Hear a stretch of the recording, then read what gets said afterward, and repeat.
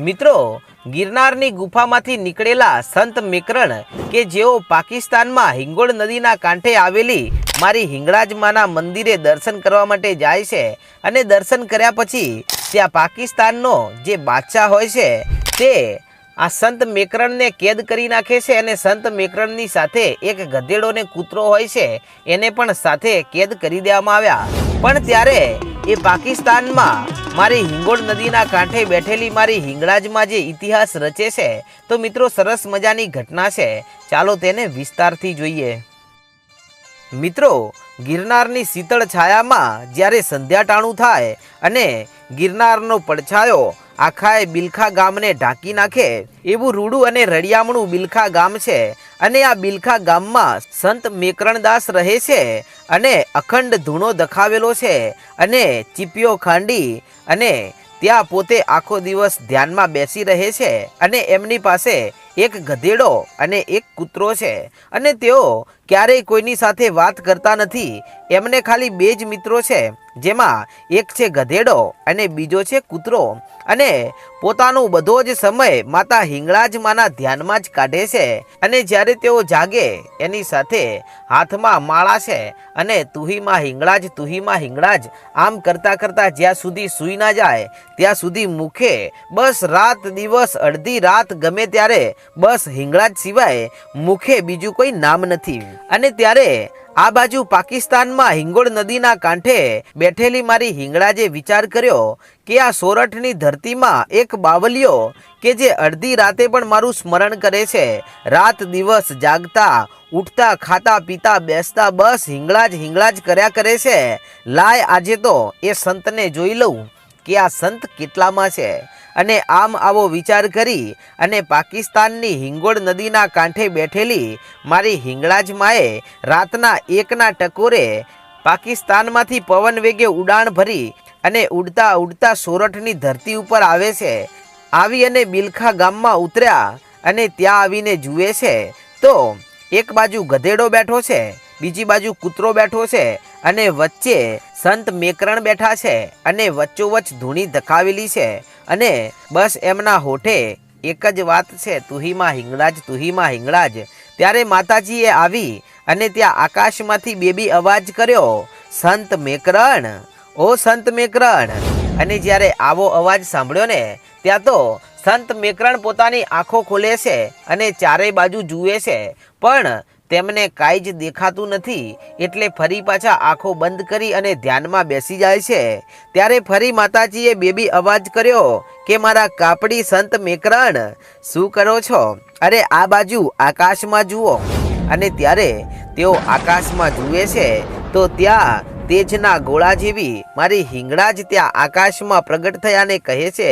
કે હે સંત મેકરણ, તમે આખો દિવસ મારા નામ જાપ કરો છો પણ સાંભળો, તમે રાત દિવસ હિંગળાજના નામ જપી જપી અને તમારા દેહને પાળી દેશો ને તો પણ તમને અહીંયા કાંઈ નહીં મળે, પણ મારી વાત સાંભળો અને પાકિસ્તાનની ધરતીનો માર્ગ પકડો અને એ બલુચિસ્તાનમાં હિંગોળ નદીના કાંઠે આવો અને ત્યાં મારું મંદિર છે અને કેસરી વાવટો ફરકી રહ્યો છે, ત્યાં આવો તો તમે માતા હિંગળાજના પદને પામી શકશો। અને ત્યારે આટલા શબ્દો સાંભળી અને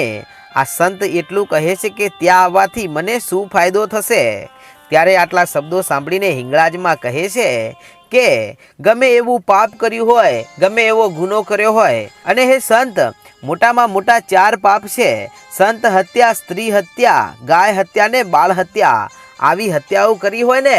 એના પાપ તો બ્રહ્મા, વિષ્ણુ અને મહેશ પણ નથી ધોઈ શકતા। પણ મારા બાવલિયા સાંભળ, કદાચ મારી હિંગોળ નદીના કાંઠે મારા મંદિરે આવી અને જો મારા મંદિરને ફરતા 7 આંટા ફરી અને જો ઠુમરાની માળા જો ડોકમાં નાખી દો ને તો એ બધાય પાપમાંથી મુક્ત થઈ જવાય અને નાનું બાળક પોતાની માના ઉદરમાંથી જન્મ્યું હોય ને એવું પાપ મુક્ત થઈ જવાય છે। ત્યારે આટલા શબ્દો સાંભળી અને સંત મેકરણ એટલું કહે છે કે તો માડી, હું તો હવે જરૂર આવવાનો છું અને તારો સાથ છે તો માડી હવે હું ત્યાં જરૂર આવીશ। અને આમ આટલું કહી અને માતા હિંગળાજ અંતર ધ્યાન થઈ જાય છે અને બીજા દિવસની વહેલી સવાર થઈ ત્યારે એ ધૂણામાંથી 3 તાજમ ભરી અને જયમાં હિંગળાજ કહી અને ખભા માથે કાવડ લીધું છે અને આગળ કૂતરો છે ને પાછળ ગધેડો છે અને આ સંત મેકરણ કે જેમણે આજે પાકિસ્તાનનો માર્ગ ઝાલ્યો છે અને ચાલતા ચાલતા જઈ રહ્યા છે અને મુખે બસ એક જ નામ છે તુહીમાં હિંગળાજ, તુહીમાં હિંગળાજ. અને આમ કરતાં કરતાં તેઓ આખરે ચાલતા ચાલતા અઘોર નદીના કાંઠે પહોંચી ગયા અને ત્યાં જઈને જ્યારે ઊભા રહી ગયા અને મનમાં તો વિચાર કરતા હતા કે ત્યાં તો મુસલમાનની વસ્તી હશે અને ત્યાં કોઈ સંત નહીં હોય, અરે ત્યાં તો માથે કોઈ કંકુનો ચાંદલો કરનાર પણ જોવા નહીં મળે અને આવી જગ્યા ઉપર હું જઈ રહ્યો છું પણ મને કોઈ વાતનો ડર નથી કારણ કે મારી હિંગળાજ મારી ભેળી છે. આટલો વિચાર કરીને જ્યારે તેઓ આ અઘોર નદીને કાંઠે જઈ અને ઊભા રહી ગયા અને ત્યાં જઈને જુએ છે તો કંઈક જોગી બાવાઓ ત્યાં ધૂણી ધખાવીને બેઠા હતા અને તેઓ જ્યારે આ સંત મેકરણને જોઈ જાય છે ત્યાં તો ચીપિયા લઈને આડા ફર્યા અને આડા ફરીને કહેવા લાગ્યા કે બાવલિયા ક્યાંથી આવ્યો છે અને કઈ બાજુ જાય છે. ત્યારે આ સંત મેકરણ એટલું બોલ્યા કે હું તો સૌરાષ્ટ્ર જૂનાગઢની ધરતીમાંથી આવ્યો છું, બિલખા મારું ગામ છે, પણ હું અહીંયા આ હિંગોળ નદીના કાંઠે માતા હિંગળાજના દર્શન કરવા માટે જાઉં છું અને હવે આ નદી પાર કરી અને મારે માતા હિંગળાજના દર્શનને પામવા છે. ત્યારે આટલા શબ્દો સાંભળતાની સાથે પેલા જોગી બાવલિયાઓ કહેવા લાગ્યા કે હે સંત મહારાજ, આ જે સામે અખંડ ધૂણો દેખાય ને એ મેન ધૂણો છે અને તેમાં બાજરીનો લોટ બાંધી અને એ ધૂણામાં નાખો અને જ્યારે રોટલો શેકાઈને તૈયાર થઈ જાય ને ત્યારે એને ખાઈ લ્યો અને ખાધા પછી આગળ વધજો કારણ કે આ નદી પછી આગળ તમને જમવાનું કે ખાવા પીવાનું કાંઈ મળવાનું નથી. અને બાજુમાં જે આ ગોળનું પાણી રહ્યું ને એ ગોળના પાણીના 3 ઘૂંટા ભરી લો એટલે બટુક જેવો અવાજ થઈ જશે અને તમારો જ્યારે બાળ જેવો અવાજ થઈ જશે ને પછી તમે આ નદીને પાર કરી શકશો કારણ કે બાળનો અવાજ સાંભળીને નદી કાંઈ નહીં કરે. પણ જો ભૂલથી તમે નદીના આ કાંઠે માતા હિંગળાજનું નામ લેશો તો કાંઈ વાંધો નહીં, પરંતુ ભૂલથી જો નદીના અડધા પટમાં પહોંચ્યા અને એના પછી જો તમે માતા હિંગળાજનું નામ તમારા મોઢે આવ્યું ને તો સમજી લેજો કે બંને પટ ભલે અત્યારે કાંઠા ખાલી રહ્યા પાણી વગરના, પણ હિંગળાજનું નામ લેતાની સાથે ત્યાં નદીમાં ઘોડાપૂર આવે છે અને માતા હિંગળાજનું વચન છે અને એ નદીનો પટ ઘોડાપૂરમાં બદલાઈ જાય છે અને તમને એ અહીંયાથી ખેંચી અને ઠેઠ દરિયામાં નાખી દેશે. માટે કહું છું કે હિંગળાજનું નામ લીધા વગર જજો. ત્યારે આટલા શબ્દો સાંભળતાની સાથે આ સૌરાષ્ટ્રનો બાવલિયો એટલું કહે છે કે કદાચ મારા શરીરેથી મારું માથું ધડથી જુદું થઈ જાય પણ મારા હોઠેથી માતા હિંગળાજનું નામ તો કોઈ દી બંધ ન થાય અને મારે કોઈ ગોળનું પાણી પીવું નથી. આટલું કહી અને આ સંત મેકરણ ત્યાંથી ચાલી નીકળ્યા આ નદીને પાર કરવા માટે અને નદીના કાંઠે જઈ અને જે પોતાની સાથે જે ગધેડો ને કૂતરો હતો તેને કહે છે કે હે મારા અબોલા જીવ, તમે અહીંયા જ ઊભા રહેજો અને અહીંયાથી એક ડગલું એ ખસતા નહીં અને જો કદાચ આ ગિરનારનો બાવલિયો જો કદાચ જીવી ગયો અને જો કદાચ જીવતો હશું ને તો પાછો આવીશ અને જો પાછો ના આવું ને તો સમજી લેજો કે હું હવે રહ્યો નથી. અને આમ આટલું કહી અને નદીના પટમાં હવે આ સંત મેકરણ દાસે પગલાં નાખ્યા અને ચાલતા ચાલતા નદીના અડધા કાંઠા તરફ જઈ રહ્યા છે. અને ત્યારે સામે જોયું ને તો નદીને સામે કાંઠે કેસરી વાવટો હવામાં ફડાકા મારી રહ્યો હતો અને આ જોતાની સાથે સંત એટલું કહે છે કે હવે મને મોતની બીક નથી, અરે મને મારી હિંગળાજની ધજા દેખાઈ ગઈ છે. અને આમ મનમાં વિચાર કરતાં કરતાં આગળ વધી રહ્યા છે ને મનમાં અને હોઠે એક જ નામ છે તુહી હિંગળાજ, તુહી હિંગળાજ. અને પછી જ્યારે ચાલતા ચાલતા જ્યારે નદીના અડધા પટમાં પહોંચ્યા ત્યાં તો નદીમાં ભારે ઘોડાપૂર આવ્યું અને બાવલિયાને પાણીના શાલોકોના ભેગો હવામાં ઉછાળ્યો અને પછી તો એટલું ભયાનક ઓચિંતાનું ઘોડાપૂર આવ્યું કે આ જોગી ઘડીકમાં પાણીના તળિયે પહોંચી જાય છે અને ઘડીકમાં બહાર આવે છે. ત્યારે જેવા થોડીવાર રહીને પાણીમાં બહાર આવે ત્યારે ધજાના દર્શન કરે છે ને ફરી પાછું પાણી એમને તળિયે પહોંચાડી દે છે. ત્યારે જેવા તળિયે પહોંચાડ્યા ને એની સાથે આ સંત મેકરણ દાદાએ એક જ ઓરતો કર્યો કે હે માં, મારી આવી મુસલમાનની ધરતીમાં કોઈ પોતાના કપાળે કંકુનો ચાંદલોય નથી કરી શકતું એવી આ પાકિસ્તાનની ધરતી છે અને એવામાં તારો કેસરી વાવટો હવામાં આવો ફડાકા મારતો હોય એવી હિંગળાજ જો અહીંયા બેઠી હોય અને તારા વિશ્વાસે જો કોઈ મારા જેવો ગિરનારી સાધુ તારા ધામમાં આવે અને જગતમાં એને જો આ નદી તાણીને દરિયા ભેગો કરી દેશે ને તો માડી કોઈ સંત મહંત કે ભગત તારો ભરોસો નહીં કરે માડી, તારા ઉપર પછી કોઈ વિશ્વાસ નહીં કરે। અને આમ જ્યારે આટલા શબ્દો આ બાબાએ કહ્યા ને ત્યાં સૂતેલી મારી હિંગળાજ કોઠામાંથી જાગી અને કોઠામાંથી જાગીને આળસ મરડીને બેઠી થઈને બેબી અવાજ કર્યો કે હે કાપડી મેકરણ, અરે મારી ચૂંદડીનો છેડો તારી સામું લાંબો કરું છું, એને પકડી લે। અને હે મારા સંત મારા કહેવાથી અહીંયા આવ્યો હોય અને આવી એક નદી તો નહીં પણ આવી 21 હિંગોળ નદીઓ આવી જાય અને એના પૂર ગાંડા તૂર થાય તોય તને જો ડૂબવા દઉં ને તો તારી હિંગળાજ ના કહેવાઉં બાપ। અને આમ પછી તો માતાજીએ પોતાની ચૂંદડીનો છેડો લાંબો કર્યો અને સંત મેકરણને આ પૂરમાંથી બહાર કાઢ્યા અને એક બાજુ પૂરમાંથી બહાર કાઢવાનું ચાલુ છે તોય હાથમાં તો માળાનો બેરખો છે અને તુહીમાં હિંગળાજ બસ એક જ રટન છે। અને ચાલતા ચાલતા તેઓ નદીને પાર નીકળી ગયા અને પછી સામે જુએ છે તો ત્યાં માતા હિંગળાજનું મંદિર છે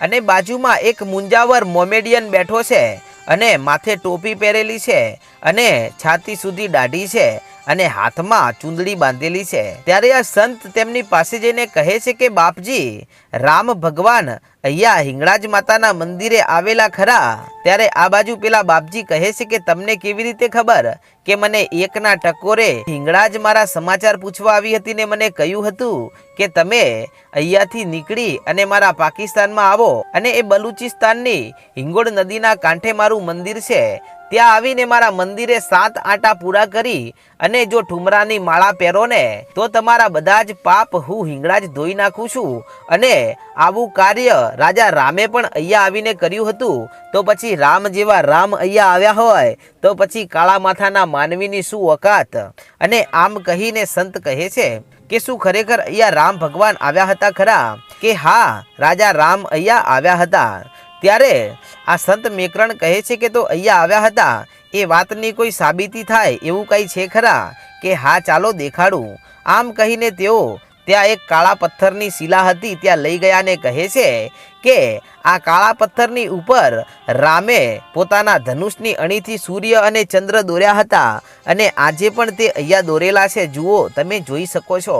ત્યારે એના દર્શન કરી અને પછી આ જોગી બાવલીઓ કહેવા લાગ્યો કે હવે મારું જીવન ધન્ય થઈ ગયું ને પછી ત્યાંથી ચાલતા ચાલતા પહોંચે છે હિંગળાજના મંદિરે ને ત્યાં માતાજીના દર્શન કરીને 7 આંટા મંદિરના પૂરા કરે છે ને ઠુમરાની માળા પહેરે છે ડોકમાં। ત્યારે મારી હિંગળાજ બોલી કે હે જોગી બાવલિયા, આજે તો તે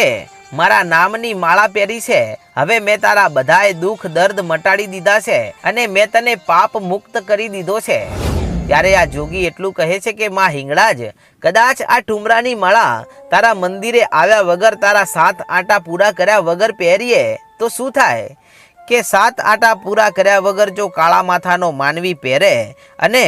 જો એના શરીરે રૂવાડે જો કોટ કાઢું અને એના આખા શરીરે રગત પીડીઓ કોટ ના કાઢું તો હું દુનિયામાં હિંગળાજ મટી જાઉં। અને પછી તો આ બાવલીઓ માં હિંગળાજના દર્શન કરે છે અને પછી સંત મેકરણ ત્યાંથી ચાલવા લાગ્યા અને ચાલતા ચાલતા ફરી પાછા આ નદીને પાર કરે છે। ત્યારે સામે જે પેલા જોગીઓ જે નદીના કાંઠે ધૂણા દખાવીને બેઠા હતા તેઓ સમજી ગયા કે આ તો કોઈ જેવા તેવા સંત નથી, અરે એવી નદી પાર કરી છે કે જ્યાં મોત સિવાય બીજું કંઈ હતું જ નહીં। અને પછી તેઓ પોતાના પરમ મિત્ર પેલા કૂતરા અને ગધેડાની પાસે પહોંચે છે અને ફરી પાછા એમને લઈ અને ત્યાંથી ફરી આગળ ચાલી નીકળ્યા અને એ પાકિસ્તાનની બજારમાં થઈને નીકળ્યા અને હાથમાં માળા છે ને તુહીમાં હિંગળાજ કરતા જાય છે ને એવા સમયે ત્યાં બાદશાહનું રાજ ચાલતું હતું અને અજાણના સમયે ત્યાંથી કોઈ પણ સામે નીકળતો નહીં। પણ એ જ સમયે સંત મેકરણ ત્યાંથી નીકળ્યા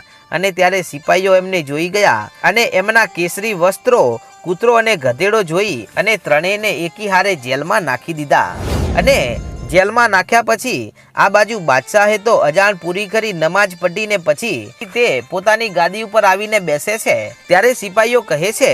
કે હે બાદશાહ, અજાણના ટાઈમમાં એક કેસરી વસ્ત્રવાળો એક જોગી અમે જેલમાં પૂર્યો છે ને એની સાથે એક ગધેડો ને કૂતરો પણ છે કે આવો જોગી કે જે ગધેડાને કૂતરા કેમ રાખે છે, મારે એને જોવો પડશે। આમ કહી અને પછી તો બાદશાહ ત્યાં જઈને જુએ છે તો સામે આ સંત મેકરણ કે જે જેલમાં બેઠા છે અને ડોકમાં ઠુમરાની માળા છે અને હાથમાં તુહીમાં હિંગળાજના નામ જાપ કરી રહ્યા છે। ત્યારે આ ઘટના જોઈને બાદશાહ કહે છે કે હે સંત, આ શું પહેર્યું છે? કે આ તો ઠુમરાની માળા છે। કે ઠુમરાની માળા એટલે શું? કે હિંગળાજને સ્પર્શીને આવ્યો છું અને તે મંદિરના 7 આટા પૂરા કરી અને ઠુમરાની માળા પહેરીએ ને તો ગમે એવા પાપ હોય ને તે ધોવાઈ જાય છે ને જે પાપ બ્રહ્મા વિષ્ણુ મહેશના ધોઈ શકે એ પાપ આ ઠુમરાની માળા પહેરવાથી ધોવાઈ જાય છે। અને ત્યારે પેલો બાદશાહ એટલું કહે છે કે કદાચ હિંગળાજને સ્પર્શ્યા વગર અને એ મંદિરના આંટા પૂરા કર્યા વગર આપણે આ માળા પહેરીએ તો શું થાય? કે તો મારી હિંગળાજ રૂવાટે કોડ કાઢશે અને રગત પીતીઓ કોડ નીકળશે। ત્યારે બાદશાહ હસવા લાગ્યો ને કહે છે કે જાઓ સિપાહીઓ, એ બાવલિયાને મારી અને એ માળા લઈને આવો, મારે એ ઠુમરાની માળા પહેરવી છે। ત્યારે બાદશાહના માણસો ત્યાં પહોંચ્યા અને એ માળા લઈ અને આવે છે બાદશાહ પાસે ને બાદશાહ પોતાના ડોકમાં ઠુમરાની માળા નાખે છે। અને હવે આ જોગીને તો જેલમાં જ કેદ કરેલો છે, પણ હજુ તો થોડાક જ દિવસો વીત્યા છે અને આ બાદશાહના રૂવાડે રગત પીતીઓ કોડ નીકળ્યો અને ધાણી ફૂટે એમ પછી તો લોહી અને રગત વહેવા લાગ્યા। ત્યારે બાદશાહ આવે છે આ જેલખાનામાં આવી અને આ બાવલિયાની સામું હાથ જોડીને કહે છે કે હે બાબા, હવે મને માફ કરી દો, મારી ભૂલ થઈ ગઈ છે અને મને આ રોગ મટાડી દો, મારાથી આનું દુઃખ હવે ખમાતું નથી, હવે આ પીડા હું સહન નહીં કરી શકું। ત્યારે આ સંત એટલું કહે છે કે હું તો કાંઈ એમાં જાણતો નથી, પણ તમે કોઈક વૈદ્ય હકીમ ડૉક્ટરને બોલાવો તો તમારું ઈલાજ થાય। કે ના, આ ઈલાજ એમ નહીં થાય, તમે આ માળા વિશે કહ્યું હતું ને કે કોઈ કાળા માથાનો માનવી એમ જ માળા પહેરે તો એને કોડ નીકળે છે, તો મને એ જ કોડ થયો છે, માટે તમે માતા હિંગળાજને અરજી કરો અને તમારી અરજી માતા જરૂર સાંભળશે। ત્યારે આ સંત મેકરણ કે જે આંખો બંધ કરીને માં હિંગળાજને યાદ કરે છે ત્યારે ફરીમાં હિંગળાજે બેબી અવાજ કર્યો કે હે સંત મેકરણ, તમે કહેતા હોય ને તો આ બાદશાહનો રોગ મટાડું નહીતર ના મટાડું, કે મારી કાળા માથાના માનવીથી તો ભૂલ થાય, તારે એ રોગ મટાડવો પડશે। ત્યારે માતાજી કહે છે કે તારા મોઢામાંથી થૂક લઈ લે અને થૂક લઈ અને બાદશાહને જ્યાં જ્યાં રોગ થયો છે ને ત્યાં શરીર ઉપર લગાવી દે અને પછી જો હું હિંગળાજ ચમત્કાર કરું અને એ બાદશાહનો રોગ ના મટાડી નાખું તો હું દુનિયામાં હિંગળાજ મટી જાઉં। અને આમ એ બાવલિયાના થૂકથી એ બાદશાહનો આ રગત પીઢીઓ કોડ મટ્યો અને ત્યાં હિન્દુઓ તો માને જ છે અને તેઓ હિંગળાજ કહે છે અને મુસલમાનો પણ માને છે ને તેઓ નાનીમાં કહીને માતાજીને માને છે। તો મિત્રો, આવા ઇતિહાસ છે પાકિસ્તાનમાં બેઠેલી મારી હિંગળાજના। મિત્રો, આવા જ વિડીયો રોજ રાત્રે જોવા માટે આપણી ચેનલ વહાણવટી ડિજિટલને સબસ્ક્રાઈબ કરવાનું ભૂલશો નહીં। જય માતાજી।